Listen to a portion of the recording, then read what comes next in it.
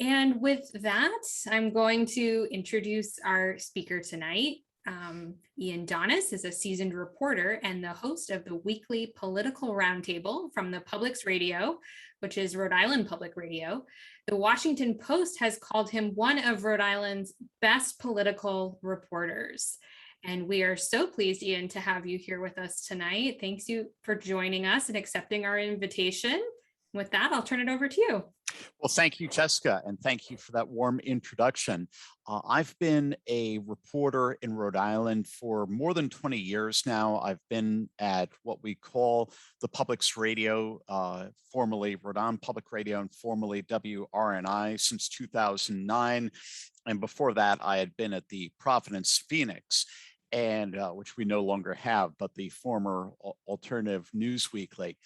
I'd like to start by telling a story about my early days as a reporter in Providence. In fact, I started at the Phoenix literally 2 weeks before the FBI raided Providence City Hall in April 1999, lifting the lid off what became known as Operation Plunderdome, the investigation into Vincent Buddy Cianci, and that ultimately landed him in prison. So Buddy was under a lot of scrutiny around the time when I started the Phoenix. This investigation became public. There was a lot of speculation about whether he would be found innocent, guilty, how it would play out, how it would affect the popular perception of Providence, etc.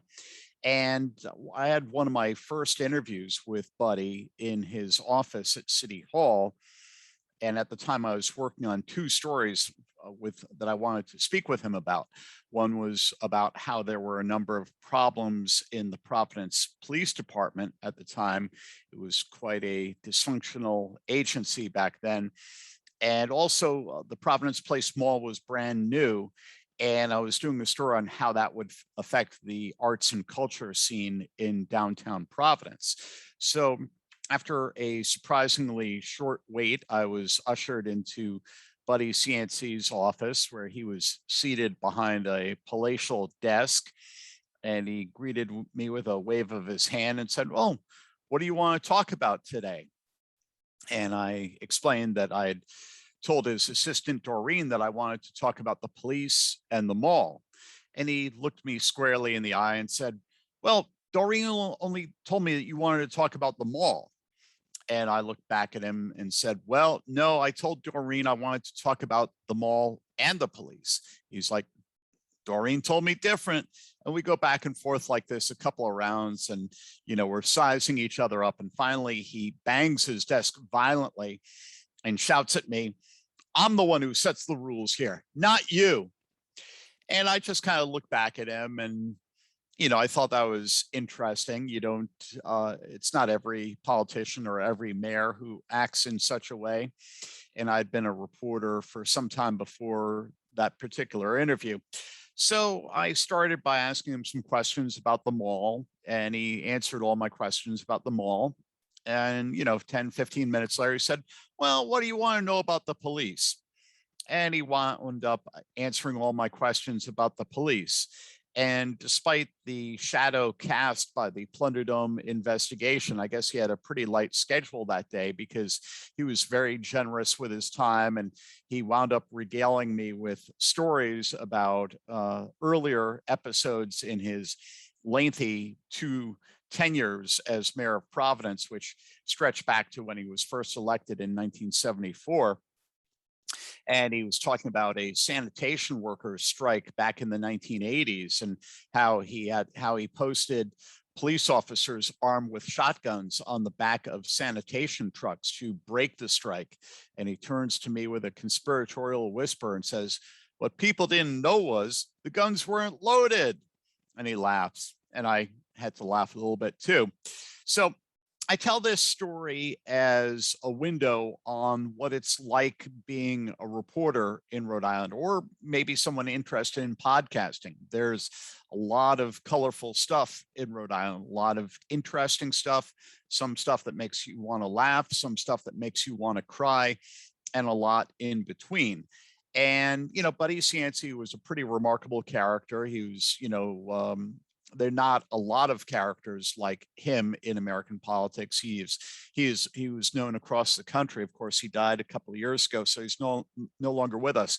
But so that we might acclimatize our ears to the sound of audio, I'm going to ask Jessica to play a story that I did a couple of years ago about looking back on I think it was the 20th or 25th anniversary of the Plunder Dome investigation taking off. So let's take a listen.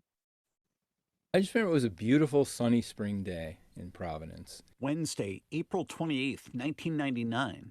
Bill Clinton was in the White House. The Matrix was in the movie theaters. Buddy Cianci was the mayor of Providence. And Mike Stanton was working as an investigative reporter for the Providence Journal. I came in, and then we started getting calls that the FBI was over at City Hall.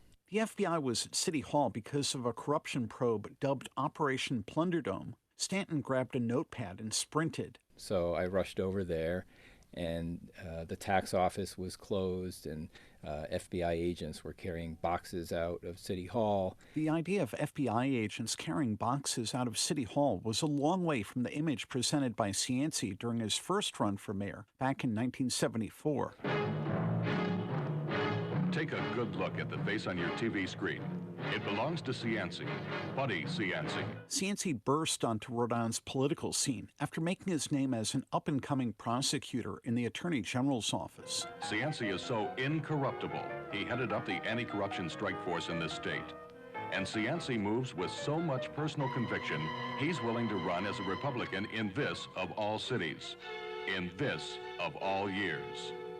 With a mix of charm and bullying behavior, Cianci emerged as a big player in local politics, even though he lost a run for governor in 1980. But Cianci's upward trajectory was in ruins by 1984.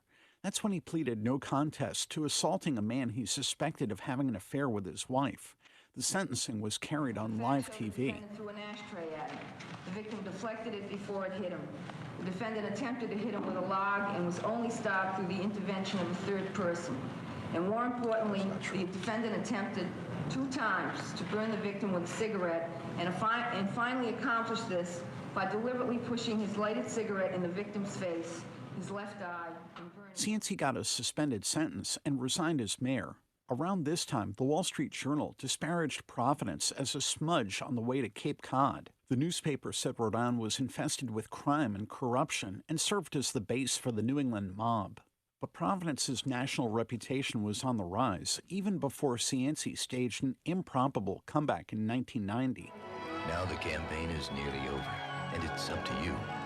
On November 6th, you have a chance to have the best mayor this city has ever had. The mayor that will never stop caring about Providence. Cianci won a 3-way race by 317 votes. His return to City Hall coincided with a series of changes that transformed the face of Providence. One of the most dramatic was a river relocation project long in the works that changed the look and feel of the city's downtown. Cianci was among the many responsible for that, but he seized the limelight and claimed much of the credit. There were other positive developments on Cianci's watch. The art installation Waterfire, with burning braziers set in the Providence River, attracted suburban visitors. The Providence Place Mall was developed. Cianci would boast to anyone who'd listen about Providence's restaurants, theater, nightlife, zoo, ice rink, nearby beaches, institutions of higher learning, and so on.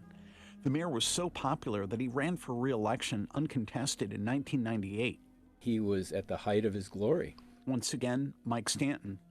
And he was winning national acclaim. Providence was the Renaissance city. By then, no one was calling Providence a smudge on the way to the Cape.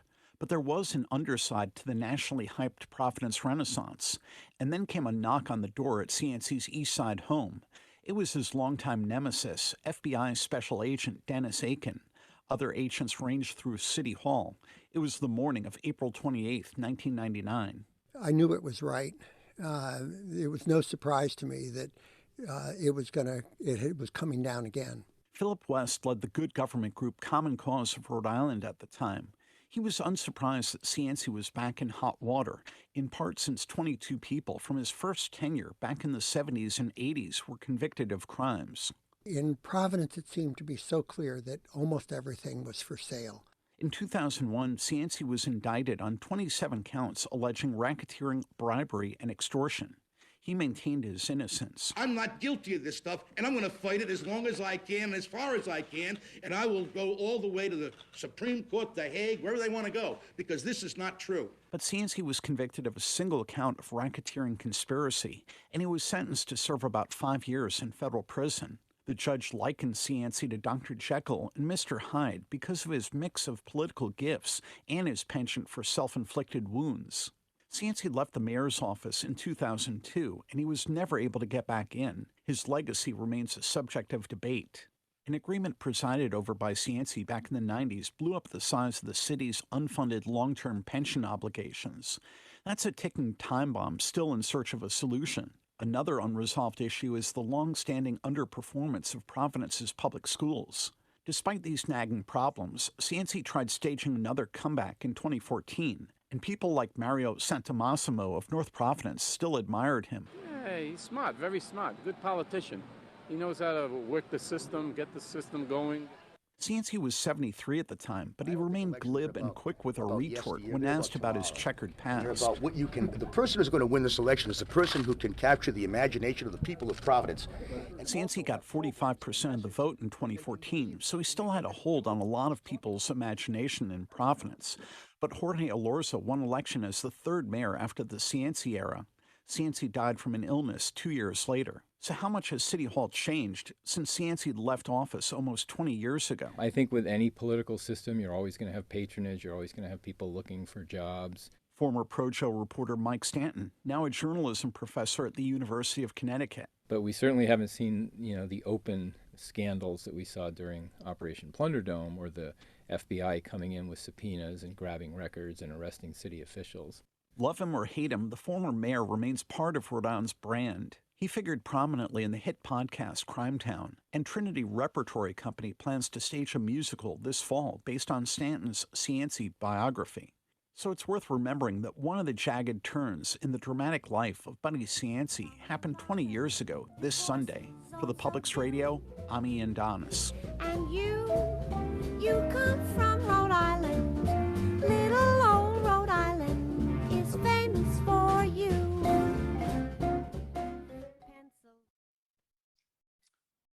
Thank you, Jessica. And that's an example of how sound can be used in a story or podcast. Basically, there were three different sources of sound in that piece. There was my voice, the narration, based on a script that I'd written. There was archival sound from a documentary by Cherry Arnold that she made available, and that was greatly appreciated. And there were also the interviews that I recorded with people like Mike Stanton and Phil West. And you put it all together, it was a way of covering many years of Providence history in about 7 minutes.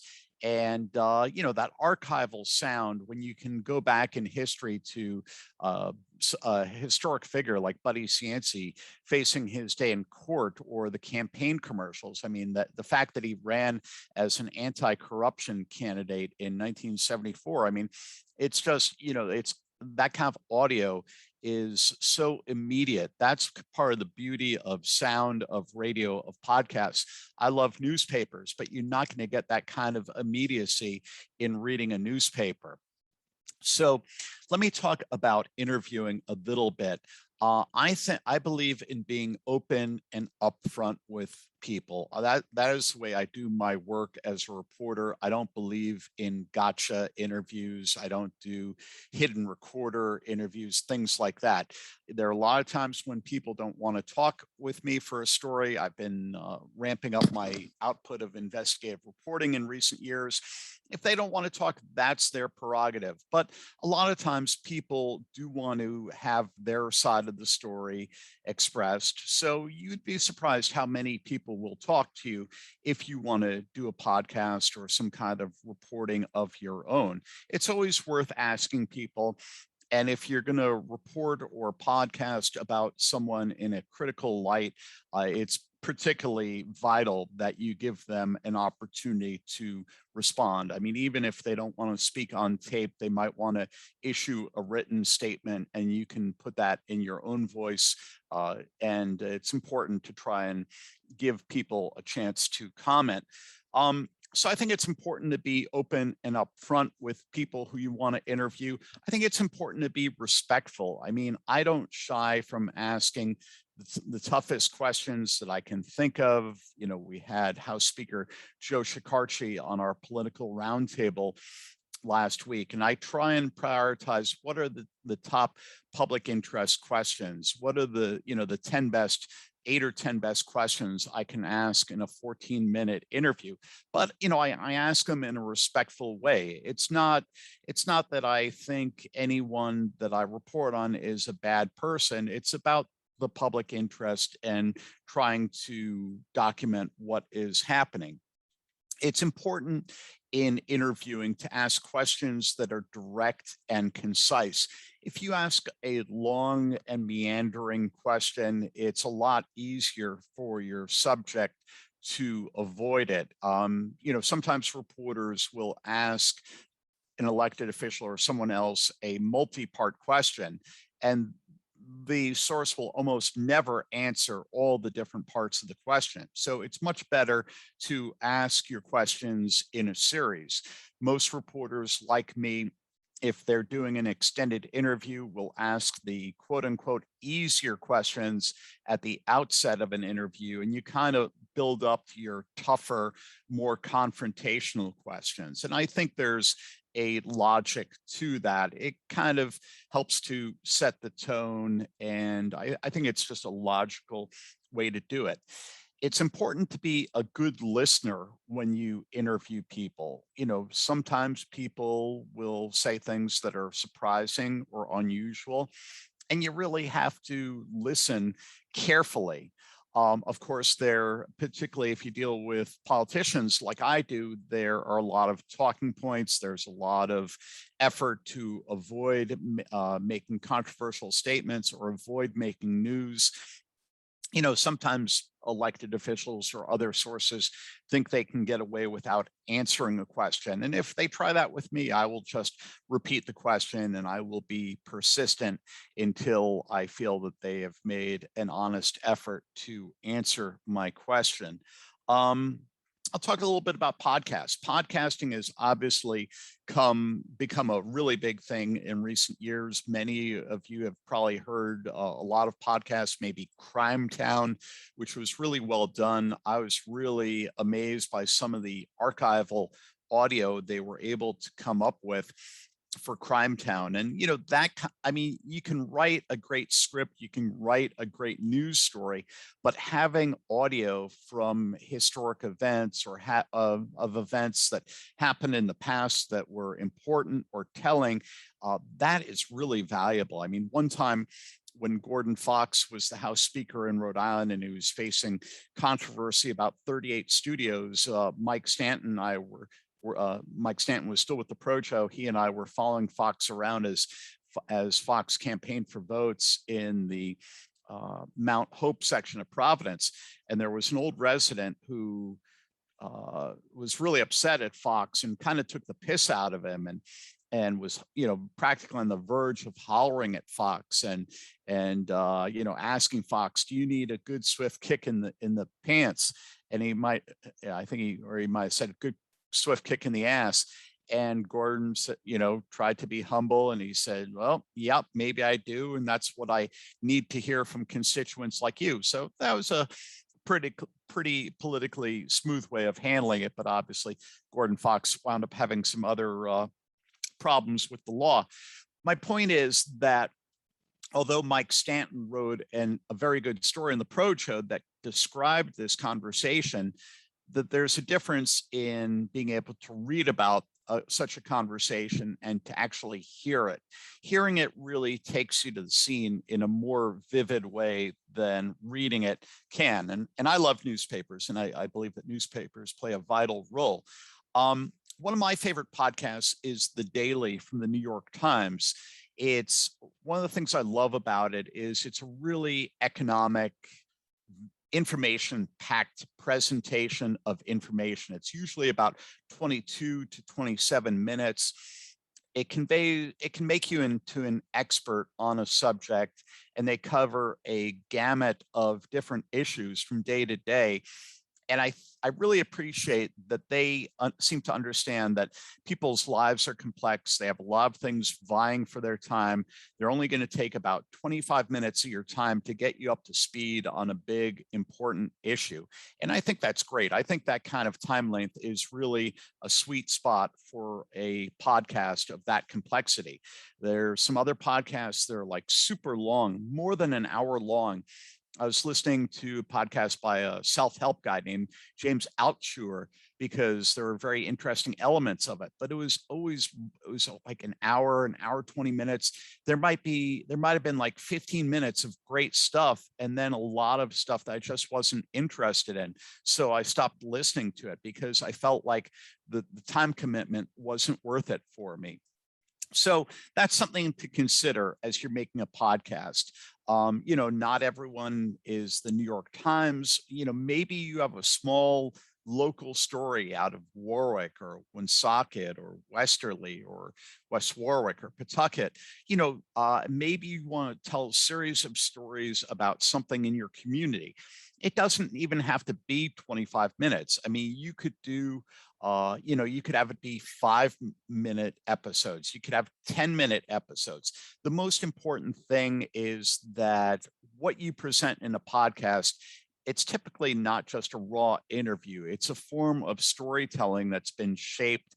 It's been distilled from more stuff down to the very sharp focus of what your podcast is. So that's something to think about. I also like Fresh Air, the podcast on NPR. It's an interview podcast. The guests are very interesting, from politics, arts, culture, all different aspects of life. Something to remember too is and we keep this in mind at public radio, people are busy, people have busy lives, they're doing a lot of other things. When they're listening to our radio station, they're typically, they might be driving, they might be making a meal in their kitchen, they might be walking and listening on a mobile platform. So the narrative, the storytelling has to be very clear and to the point. And it's different to write for audio than it is for print. The style is more conversational. You try and avoid complex sentences with too many commas or clauses. And it's just easy. That makes for a better flow in audio. There's also such a thing as writing into sound. You can note that in that Buddy Cianci story that we listened to, and you can find that if you Google my name and Buddy Cianci, if you want to take a look at the text for the story, you can see how I wrote into the sound. Continuity is important in a podcast, because if you're going from one place to another place that is not easy for the listener to follow, they might get confused, they might lose track of what you're trying to say, the story you're trying to tell. So continuity is important. And by writing into sound, I mean that my narration leads into the sound from other sources and vice versa. So continuity is important. So yeah, I mean, a lot of the journalistic values are the same in public radio as with print journalism. It's important to verify facts, to give people fair opportunity to comment and so forth. But some of the differences are that we're much more sound-based. The storytelling is sometimes a little more streamlined for the sake of clarity. And, and I think it's important to be curious. We have such a great diversity of things here in Rhode Island. We've had corrupt politicians. We've had some really noble and idealistic politicians. We have prosperity and we have poverty. We have urban communities and we have rural communities. Any kind of issue that presents in American life, you can pretty much find in Rhode Island. And it's never been easier to do a podcast. I mean, it used to be that audio recording equipment was very expensive. Now, a lot of things can be done with an iPhone or some other type of smartphone. You can find a lot of how-to advice on the internet, and it can be a great way of reporting on your community, whether it's maybe something that's whimsical, maybe it's something serious, maybe you know about a problem in your community that is not received sufficient attention. There are a lot of different directions that you can go in. You have to remember that audio is so different from television or print. People listen with their ears, so you have to be very clear in the narrative. I think a podcast can work fine with two hosts, but you need to be clear, and you need to have, you can't just really wing it unless you're, some of you might listen to This American Life, which has been around for a long time, and it's a very detailed, good form of storytelling. Believe me, a lot of preparation goes into writing a script, doing interviews. There's a lot of work that happens in the editing before you ever hear something like that. So you have to put the work, go out and get the audio that supports your story.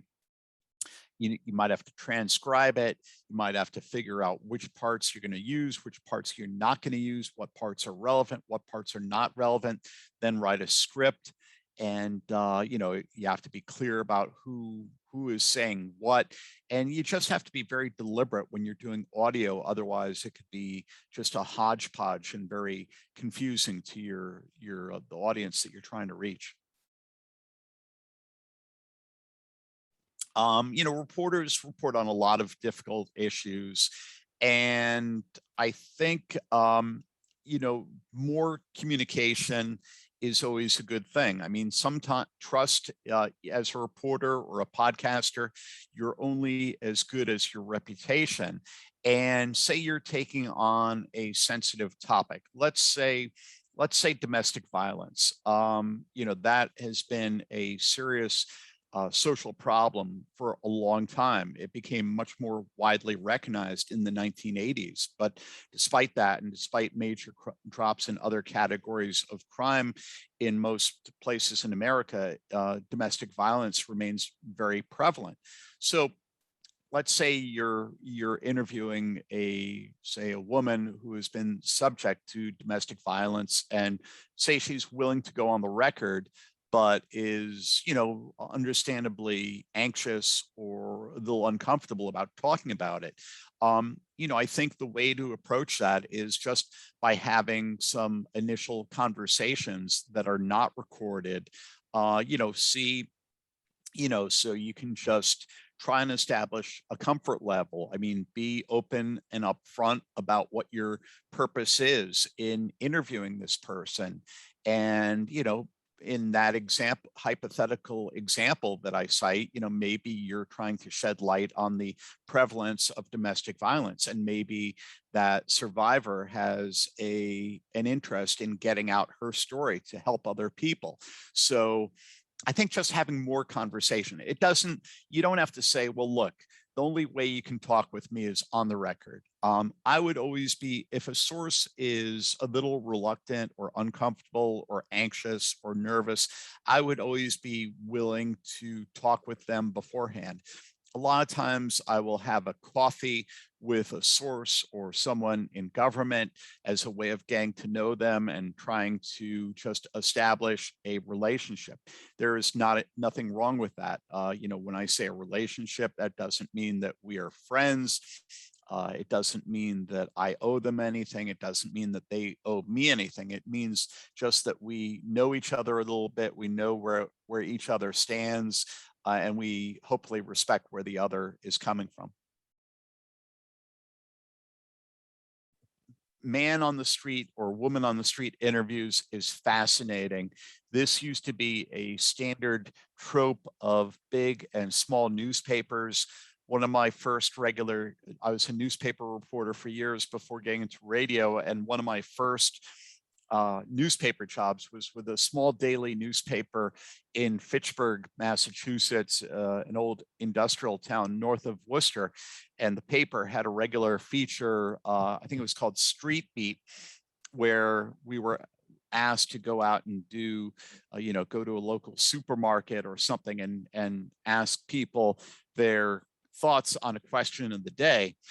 And the range of responses was always fascinating. I mean, sometimes it could be the most innocuous question in the world and people would not want to be interviewed. And other times it was a more controversial political subject, and some people will talk chapter and verse about that. And that's part of the difficulty of doing man on the street or woman on the street interviews, is that a lot of people are in a hurry. If they don't know you, they might be a little reluctant to get to be interviewed. It requires a lot of patience and persistence. And I mean, I did a story a couple of years ago when there was a controversy about now former state representative Maura Walsh was being challenged by someone put up by the former House leadership. And Maura Walsh was a progressive Democrat, and her challenge was ostensibly a Democrat, but he was someone who had voted for President Trump in 2016. And Representative Walsh represented a kind of poor district along Charles Street in Providence and Smith Street. And I walked along Charles Street trying to find people to interview. And, I mean, there are a lot of residents of that neighborhood who don't necessarily speak English. And it was tough to find people to interview. And then I found a woman at I think it was subsidized housing, who was just very colorful. And, she said something like, she said she didn't vote, never voted, because politicians don't do diddly squat. And when people use a colorful phrase like that, that's it, you really listen to that. So persistence can rule the day. But you will find if you do man on the street, woman on the street interviews, it requires a bit of persistence, because if you try and interview 20 people, you might get 2 or 3 or 4 who will talk to you.